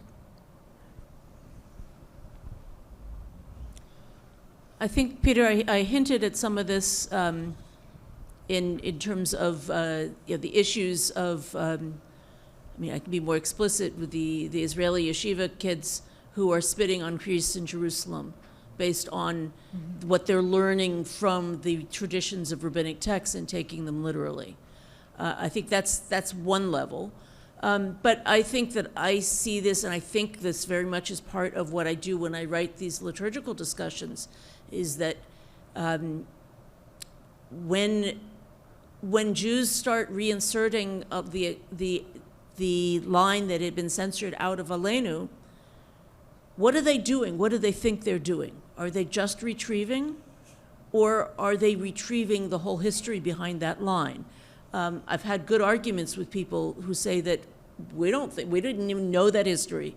We don't think about it. But at the same time, the art school publication of the prayer book has an apologetic comment that basically says, this supposed history about this line is false. Well, by doing that, it perpetuates it.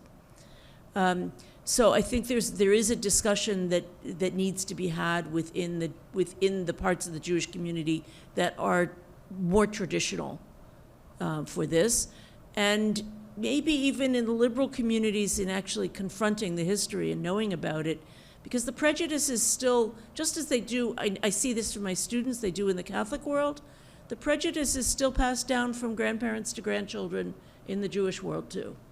And so by naming these things, by creating a discourse around them, there is a chance to actually take it out of the locker room and make it public and be therefore confrontable. Yeah, so, is this on? Just speak close to it. Yeah. So my concern is always with education. So I'm a scholar, but I'm also a teacher. And so all of my scholarship is always related to questions of how do we teach. And I teach the course Christian-Jewish Relations in Leuven. And I see this field and this scholarship in Christian-Jewish relations. Someone asked earlier the question of why do you do what you do, as really confronting Christian responsibility for this history and understanding this supersessionist hermeneutic and its real impact it has had on real people's life in a context of power imbalance also. And so dismantling supersessionism has been, it's like a current threat throughout the field of Christian-Jewish relations, I think. But I've also noticed to a certain extent in a European context, I'm weighing my words, and you also have to excuse me when I choose the wrong word, but that sometimes the way Christians confront this history almost becomes like this, triumphalist is perhaps not the right word, but it's like if we confront this history, we have done our work. Does that make sense? Mm-hmm. Then we've overcome all the bad that we have done. And I find that utterly problematic because it really limits also our gaze and our focus. And increasingly, I've come to realize that this supersessionist hermeneutic is deserving of its focus, but is also what underpins the way Christians throughout history have not only treated Jews, but also have looked upon Muslims, indigenous people, black bodies, and so on and so forth. So if we take seriously that dismantling supersessionism should be at the core of our scholarship, of our responsible scholarship, then it is part of Christian responsibility to not only do this work for Christian in the field of Christian-Jewish relations, but also broaden it. And so that is for me pushing back against this, and again, it's not the right word I think that I'm looking for, but this almost redemptive logic, as if somehow we face this history of Christian-Jewish relations and then we can come out on the other side somehow, well, clean is not the right word, but purified or restored again, or undergoing a sacrament of reconciliation. Yes, thank you.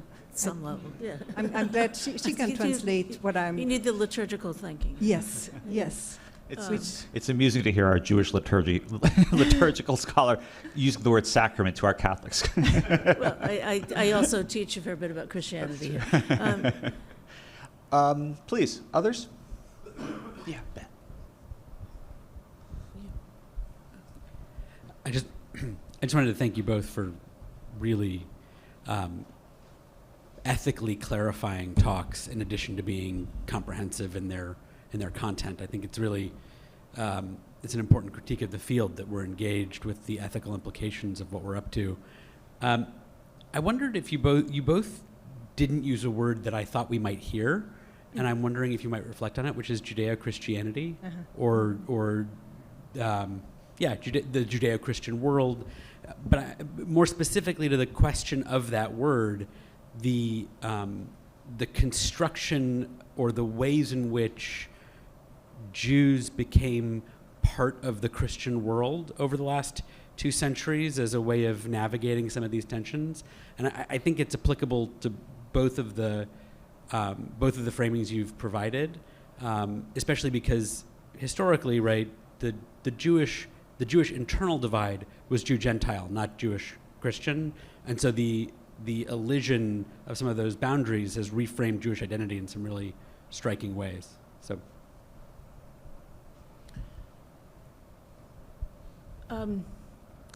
I react very negatively to the word Judeo-Christian, because I mean the best example of this was a radio advertisement that I heard many years ago at this point, talking about the Judeo-Christian celebration of Christmas. It generally is an erasure of Judaism. And so I tell my students, never use that word. Do not include it in anything that you hand in to me. And it's almost an instinctive, almost rude reaction that I have to this. But at the same time, your deeper point, Ben, is important, which is Jews becoming part of the Christian world, and that whole process of assimilation, basically beginning late 18th century and 19th century, is Jews wanting to be citizens, full citizens in all senses of the term, of the countries in which they're living.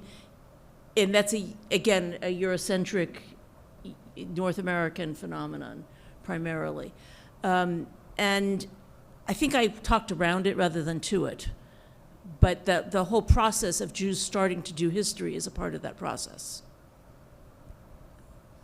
Yeah. So I have, like Ruth, a very ambivalent, I have to do it like this, I think. I have a very ambivalent relationship to that whole notion of Judeo-Christianity. I often explain to students that it started out actually by as a critique of Roman Catholicism, which remained Roman Catholicism being a Judeo-Christian religion because it remained way too Jewish. There was a critique in the 19th century. And later onwards, it was turned into a narrative of continuity and of inclusion. Speaking from a Catholic perspective, there's also a political dimension, of course, to it. But speaking from a Catholic perspective, I want to be, to a certain extent, and I'll come back to it in a moment, appreciative to what this notion aimed at doing. Moving from a theology of discontinuity, from a theology of replacement, of supersession, to theologies of continuity, which quite often remain within a supersessionist hermeneutic nevertheless. But a recognition not of Christianity despite its Jewish roots, but including the Jewish root, and so on and so forth. Yeah. So when I was trained in my Catholic theology education, there was a lot of talk about the Jewish Christian roots or the Jewish Christian Bible and the Jewish Christian legacy. So it was like normal. It was like without a lot of critical reflection on that. And my ambivalence comes from the fact that in fact, Judeo-Christianity and that whole notion of Judeo-Christianity repeats at heart the core problem in Jewish-Christian relations, that it tends to still craft a hermeneutical Jew that speaks to or plays a role in a Christian script, revolving around Christian questions, Christian concerns, and the Judeo of Christianity in that has to be a particular Jew. A Jew that fits within our imagination, speak to our concerns and our questions, and so it is a perpetuation of that crafting of a rhetorical or hermeneutical Jew also. Well, there's a lot more that could be said also politically, but so I think it's a very problematic notion. That's a really quick follow-up to that. Let me get Dan if you have.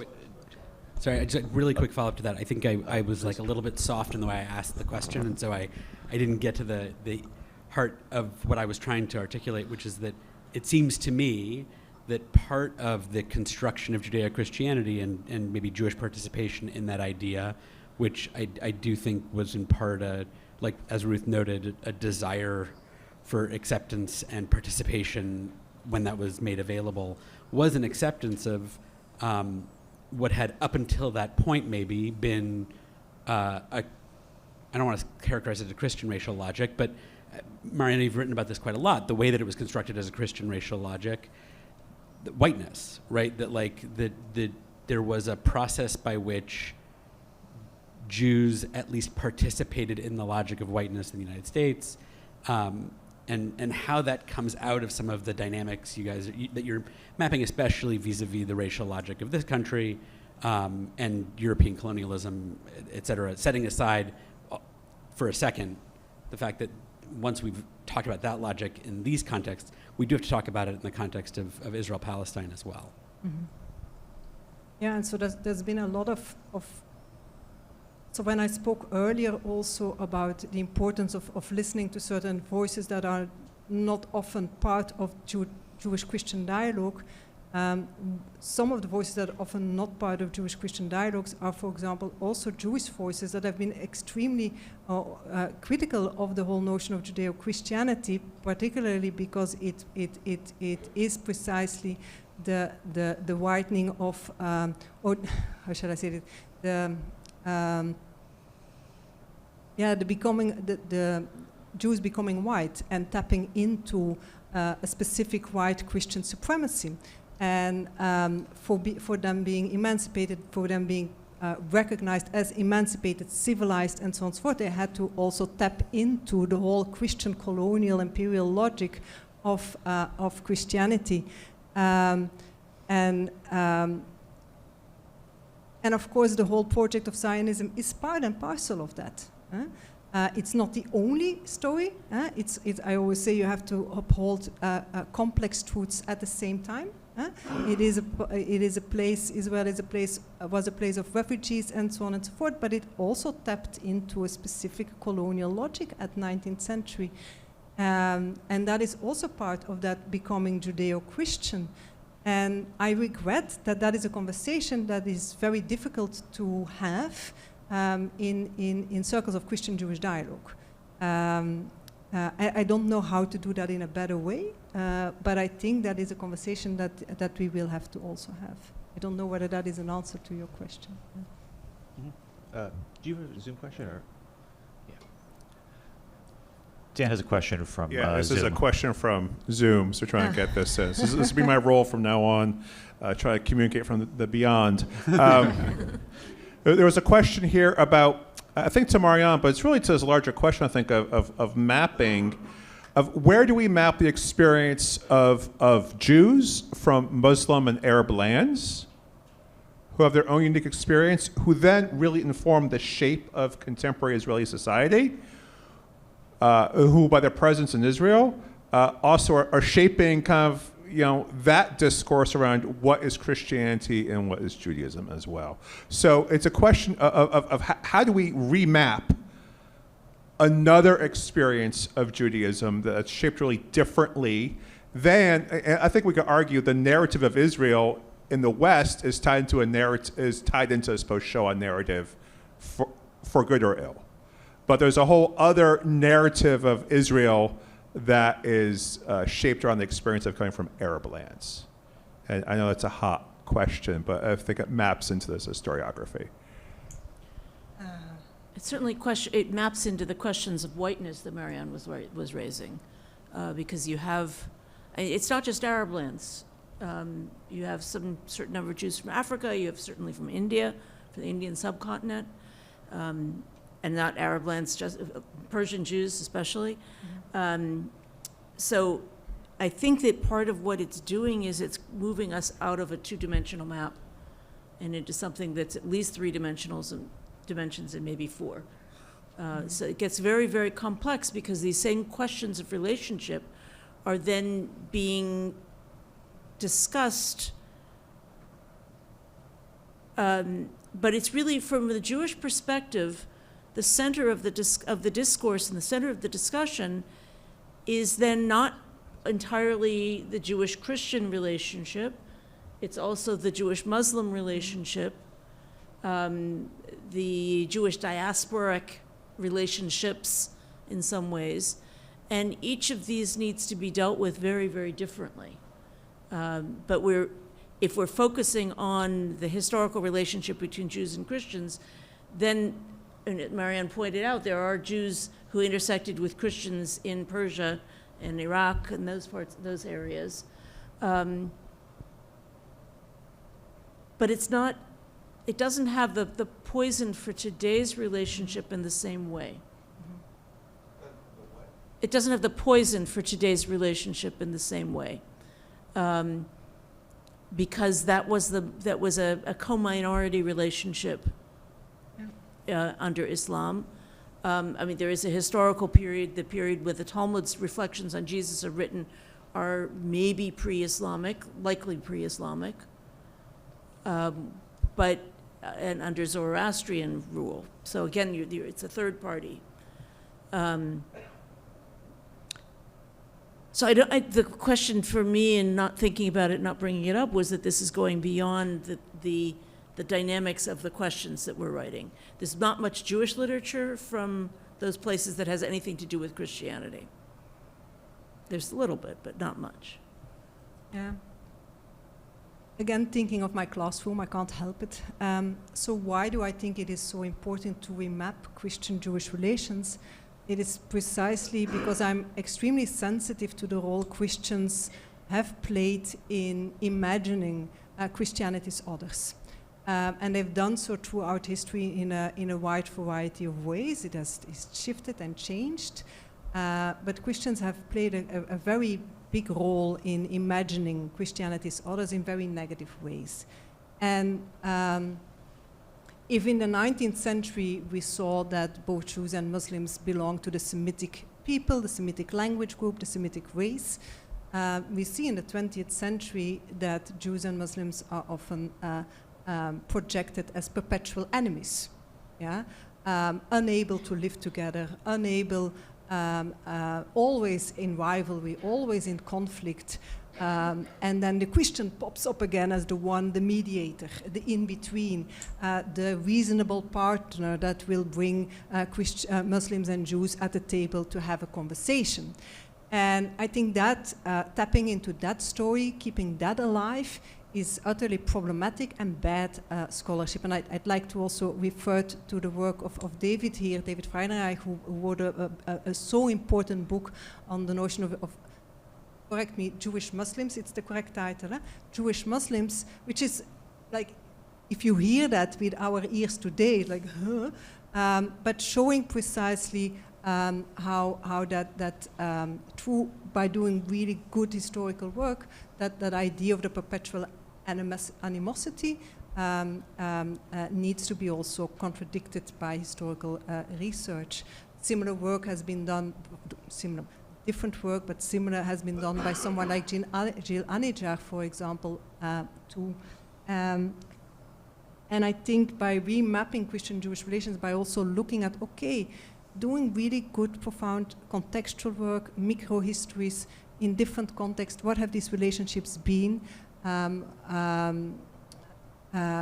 will also change that imaginary, yeah, a little bit. And I think that is part of good, responsible scholarship. Yeah, so that's what I would think. Thank you for both speakers, but my question is more specific to Ruth in relation to the whole issue of the boundary of the acceptable and the unacceptable. I remember reading Yuval's book in which he talks about the possibility, or even maybe the likelihood, that accusations of blood libel were connected to the Jewish response to the massacres in the Rhineland during the First Crusade, that Jews committed suicide en masse and therefore gave a kind of, including parents killing their children, which is in the Jewish accounts, and that this was for Christians a warrant to believe that Jews also killed Christian boys to get their blood for Passover matzahs. And so I don't know that work generated the kind of controversy that you were talking about in relation to the Simon of Trent book. But I would like to learn more about how people negotiate that suggestion, and is it on that borderland?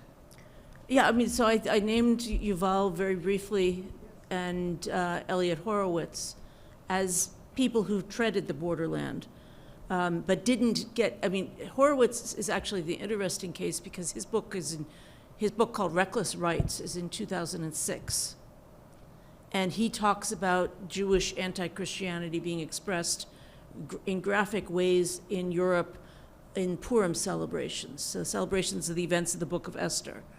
And, you know, they basically taking Haman in the form of Jesus in effigy and destroying him. So it's also borderline behavior that becomes borderline there. I think that what Horowitz is, so I'm going to dodge your Yuval a little bit. What's interesting about Horowitz's book is it's very much this, it's a year before Toaf's book. It's in English, so if anything, it should have had a stronger reaction. But he begins the book in a very self-critical mode. He begins by saying this kind of activism is what led a man named Baruch Goldstein to go let loose with a gun in the Tomb of the Patriarchs in Hebron, and he clearly is upset and critical of Goldstein's taking this and acting out in, I think it was 2004. So he diffuses what he's doing. He contextualizes it in such a way that he's ultimately being critical of any contemporary move to do what was being done historically. And Toaf seems, I found the English unreadable, to be honest. I did actually get a copy of the book. I could not read it, could not make sense of it. But he seems not to have taken that step. And Yuval similarly is saying that Jews did not murder Christian children. Yeah, these actions which were horrible and which Jews understood as horrible, but defensible in light of the forced conversions that were going to happen, may have raised questions among Christians, but it didn't go as far as actually killing Christians, except for in self-defense. So I think there's a line that, you know, when we're dealing with these horrible events, and they are historical events, they are documentable to a certain extent. What is the line? What is the line? And what is the line in terms of whether it's actually going to endanger people today? So. Yeah, others? Yeah, David. Want to respond to the question that Dan raised and also kind of reflect on what our speakers have both shared about the nature of this field and who really sets its terms and for what purposes. What I find really interesting about the question, you know, what happens if we center Jews outside of Christian lands? In part, the very notion of the field of Christian-Jewish relations is a field set by Christian terms. In the same way that biblical studies is a field that was set by 19th century Christian terms that we are all still dealing with. This is a Christian-defined field. Its centers are all at Christian institutions. When Jewish institutions create parallel things, they call them something very different, right? Interreligious. The classic rabbinic framing is Jews and Gentiles, not Jews and Christians. It's a different way of thinking about who is the us and who is the them. We bring Muslims in and then we get still other ways of framing it. I think it's really important for us all to recognize the inherently Christian dimensions of what we're talking about in this space. And in that context, I wonder, Ruth, about the ways in which you're situating the obligations of Jews in this space. I certainly don't want to diminish the point you're making. Jews need to be just as self-critical as Christians when it comes to thinking about the history of how Jews have thought about Christianity. And I think that Jews often think about non-Jews in ways that don't fit the map of Christian-Jewish relations, precisely because Jewish maps are built in different ways to begin with. Yeah, I mean, that certainly applies theologically. So when we have discussions about Christian theology of Judaism, there is a lot of very specific stuff to be dealt with. So starting with the Bible and going forward from that. But when we talk about Jewish theologies of the religious other, there's not an internal mandate from within Judaism to pay more attention to Christianity than there is to Islam, especially. And it's only those of us from European descent who are dealing with that particular history who then say, okay, well, this thinking about Christianity is important. But when we move to the theological discussions, I have been asked by Christian colleagues, well, can't Judaism come up with a good theology of Christianity?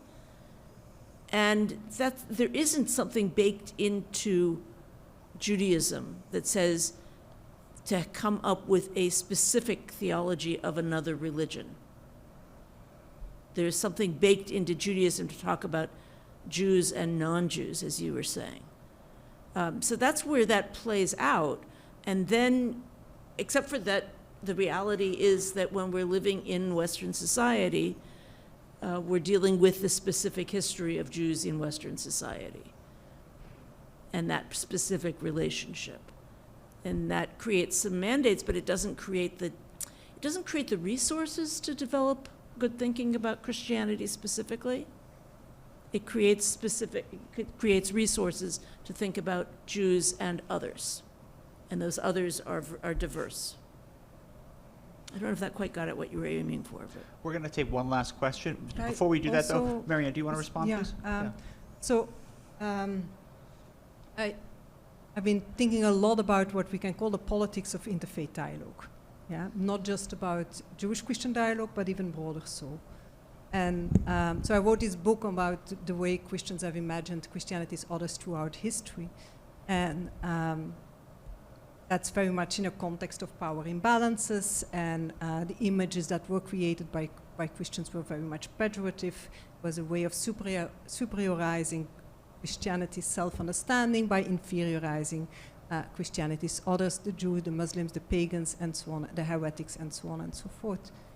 And quite often interreligious dialogue, the dialogical turn, as with Nostra Aetate, for example, is projected as a break, a rupture with that history, with that making of Christianities in the image of, or the revert image of the making of Other religions. yeah, the religious others as a reverse or foil for Christianity. And I tend to disagree. So absolutely in a context of interreligious dialogue, you can have more symmetrical relations. We can sit here one another, have a conversation, you can dispute with me, there's more interruption, there's more disagreement, and so on and so forth. But to a certain extent, the whole dialogical turn also perpetuate this making of Christianity's others again. Because now that I'm just going to speak from a Catholic perspective, the Catholic Church has decided that will be a dialogical church, that we embrace dialogue. Everyone that needs to get on board. Yeah?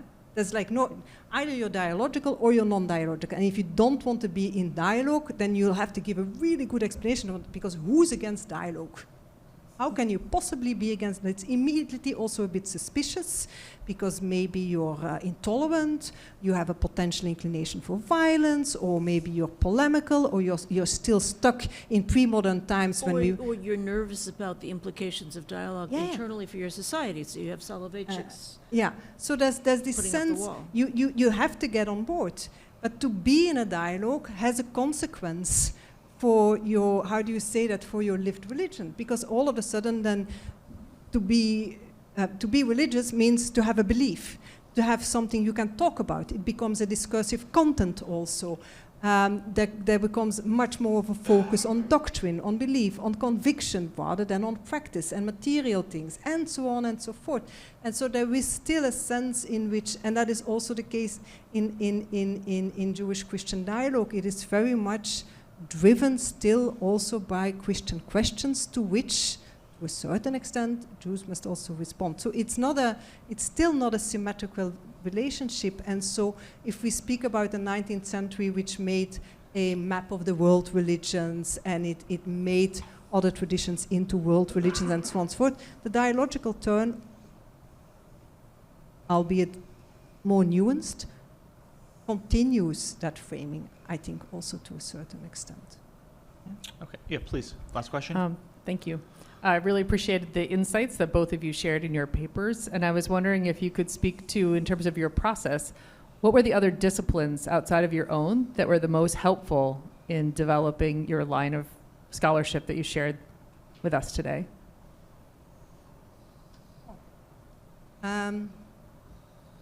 I have a bit of a messy academic trajectory. So I did a PhD in theologies of religions, which is normally seen as a field in systematic theology in Catholic tradition. But I did it under the supervision of a moral theologian in the research unit of pastoral theology.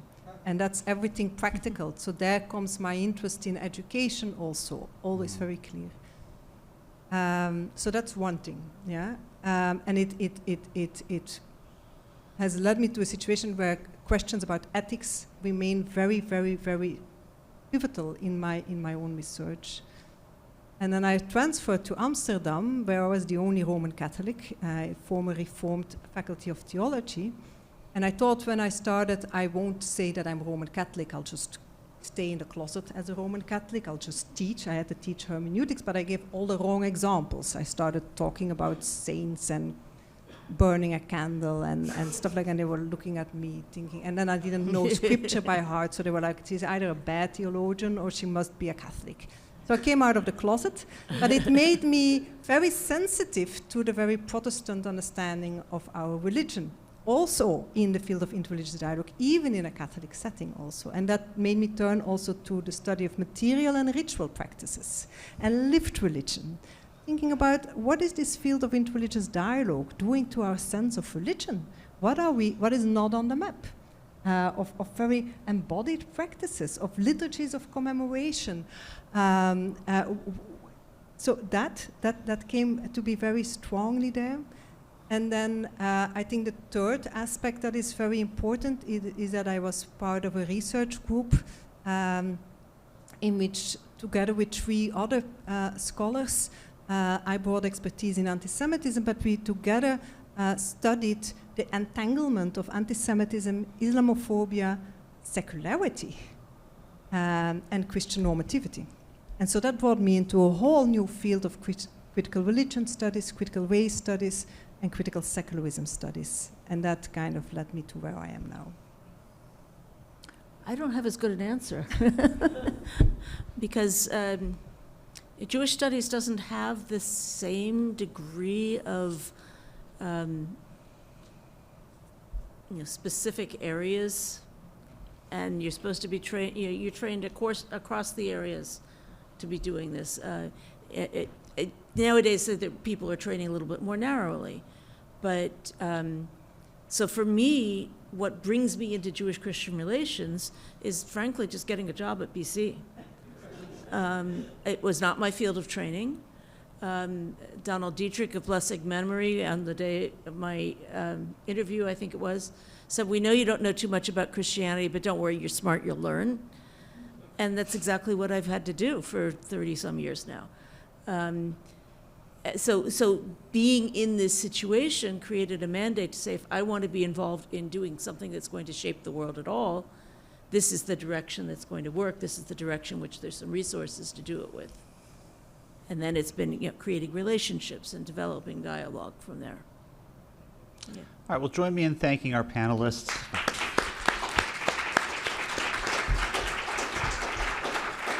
So just a reminder, tomorrow we'll start at 8:30 here, same room, 8:30? and a 8:30 coffee. 8:30 coffee, 9 o'clock program.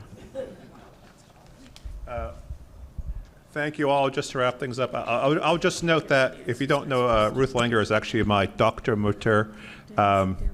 And I wouldn't be doing Jewish-Christian relations if Don Dietrich didn't say, "Ruth Langer, don't worry, you'll figure it out." So roll the dice sometimes, folks. Just again, thank you very much. I think we've had a successful day. People have come and gone, as is their wont. I hope to see some of you tomorrow. For our speakers, we are feeding them. Dinner will be put on in a few minutes. But for the rest of you, I wish you a good evening, and I hope to see you here tomorrow or at some other time in the near future. Thank you all very much.